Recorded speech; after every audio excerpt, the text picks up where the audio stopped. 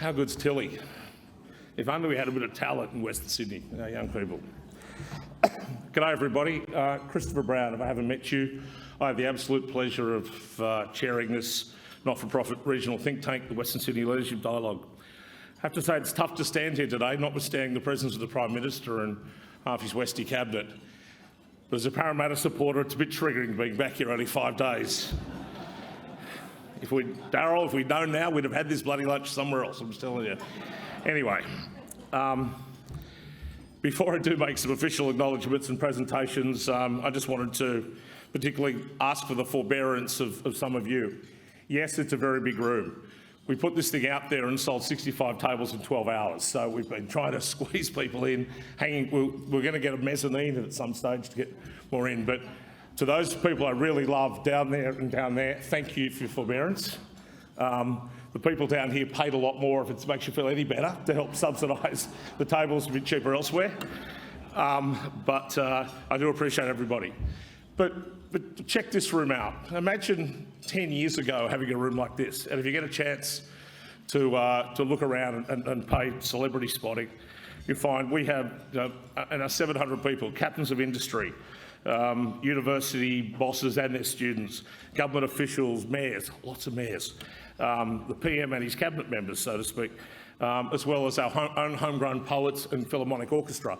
So when you come to a TTF gig, you get the lot, and it's quite amazing, the showcase of this sector.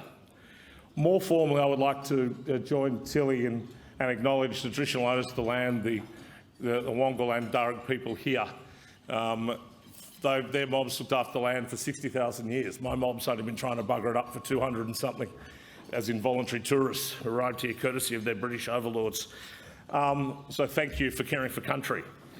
I also want to particularly, New South Wales, we're blessed to have a unique system of land governance with our local Aboriginal land councils. And to all the land councils and traditional owners across Western Sydney, particularly the Darebin guys who are with us here today, thank you very much. I'll have a little more to say about our Aboriginal cousins in a minute. But to the 31st Prime Minister of Australia, and I've got to keep getting used to saying that, 31st Prime Minister of Australia, the Honourable Anthony Albanese and his loyal staff who are with him today, thank you and welcome. To your Cabinet colleagues, to Michelle Rowland, our Communications Minister, or better known to us as the local MP for Blacktown, to Jason Clare, the Minister for Education and better known as the MP for Bankstown, both Eels tragics too, they're suffering just like I am today, for being here with us. Also to some long-term local MPs, to Mike Freelander from Macarthur, to Sue Templeman from up at the Blue Mountains at Macquarie, and to the brand new elected Sally Situ, our local member here in Reid. Sally, welcome. There's also another new MP, Andrew Charlton over there, the new federal member for Parramatta. He's sitting alongside another old member for Parramatta, my father, who at the ripe old age of 90, almost 91, is now the oldest living member of the Hawke Cabinet, and is a constant reminder why being an advocate for Western Sydney is a blessed calling. We've also got members of the New South Wales opposition. They're in waiting, hoping they get a shot at the title. Rose Jackson and John Graham. And to the aforementioned mayors, Donna Davis in Parramatta, Cal Asper from Bankstown, Penrith Tricia Hitchin, Liverpool's Ned Manoon, who's, despite his busted ankle, got here, Cumberland's Lisa Lake and Campbelltown's George Grace. I think they all want to slice your SPS, Michelle. I think they're all here bidding. They'll have bids on your table by the end of lunch. And also to the bosses of Olympic Park and Western Parkland City. I particularly want to welcome, I haven't seen yet, our Japanese Consul General, Takota-san, which is an entirely appropriate way to welcome those who have had such confidence in investing in their metropolis, groups like NEC and Hitachi and Mitsubishi and others.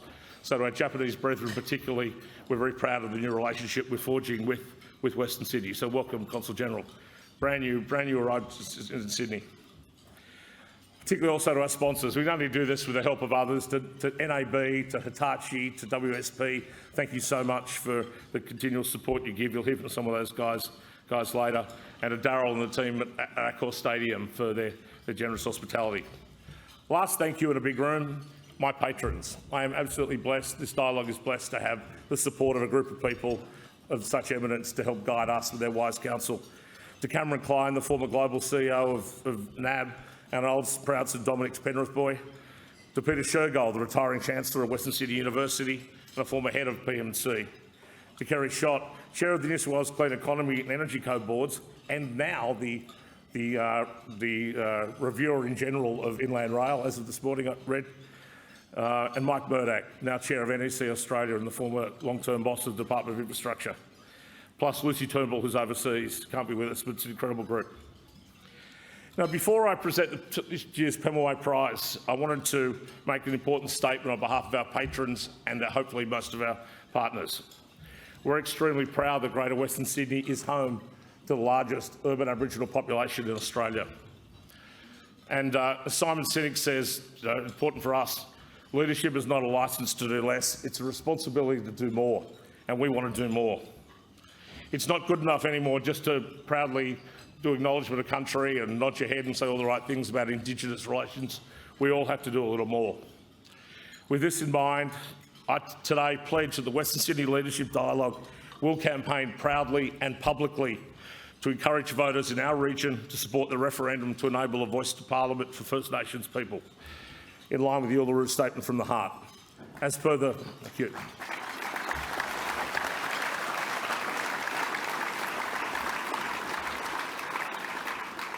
This is a pretty constitutionally conservative part of town, Western Sydney, and we're going to do whatever we can to make sure this region's on the right side of history when the nation does the right thing and provides that voice to Parliament.